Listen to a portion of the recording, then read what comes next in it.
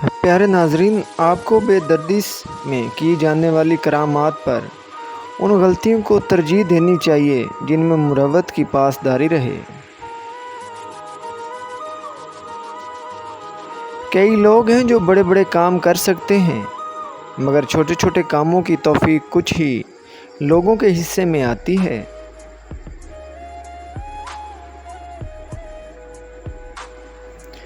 پیارے دوستوں، خوشی محبت کا وہ جال ہے جس سے آپ روحوں تک کا شکار کر سکتے ہیں۔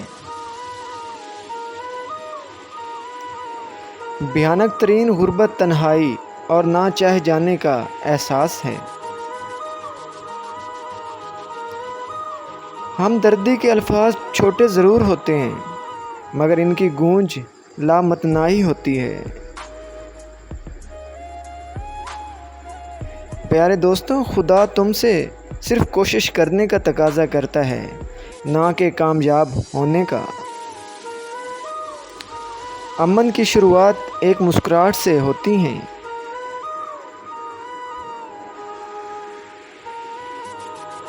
اگر پرکھتے ہی رہو گے تو تمہیں لوگوں سے محبت کرنے کی فرصت ہی کبھی نہیں ملے گی۔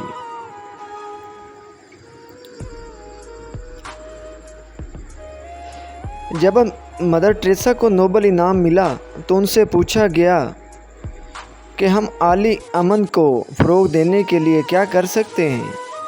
اس نے جواب دیا، گھر جاؤ اور اپنے گھر والوں سے محبت کرنا شروع کر دو۔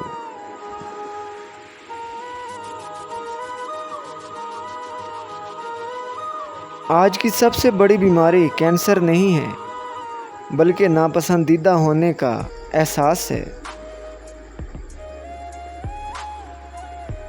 ہمیں وہ ساری اچھی باتیں کبھی معلوم نہیں ہوں گی جو ایک عام سی مسکراہٹ سے حاصل ہوتی ہیں۔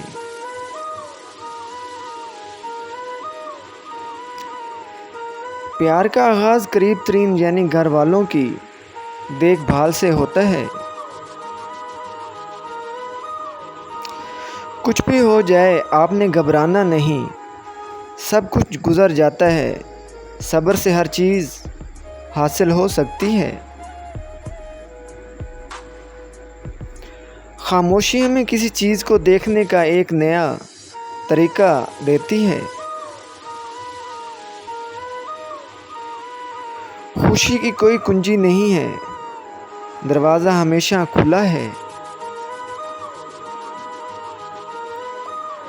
آپ اپنے دوست سے یہ امید نہ کریں کہ وہ ایک بہترین شخص ہے۔ اپنے دوست کو کامل انسان بننے میں مدد کریں، یہی دوستی کا تقاضا ہے۔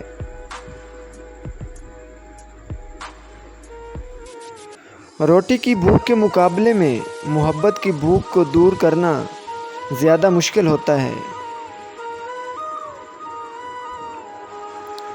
اگر آپ کی آنکھیں مثبت ہیں تو آپ دنیا کو پسند کرو گے، لیکن اگر آپ کی زبان مثبت ہے تو دنیا آپ سے محبت کرے گی۔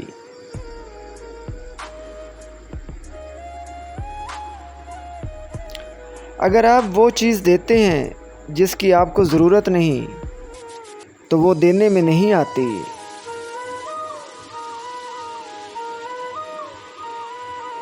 آپ جو عمارت بنانے میں سال گزارتے ہیں وہ راتوں رات تباہ ہو سکتی ہے، بہرحال اسے تعمیر ضرور کرو۔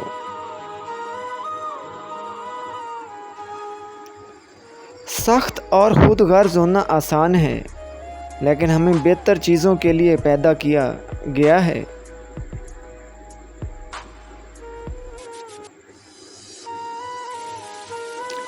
چراغ جلانے کے لیے ہمیں اس میں تیل ڈالتے رہنا چاہیے۔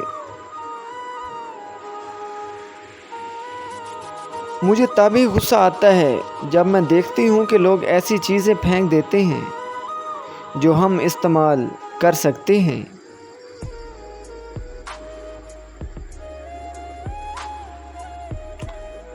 اگر آپ 100 لوگوں کو کھانا نہیں کھلا سکتے تو صرف ایک کو کھلا دیں۔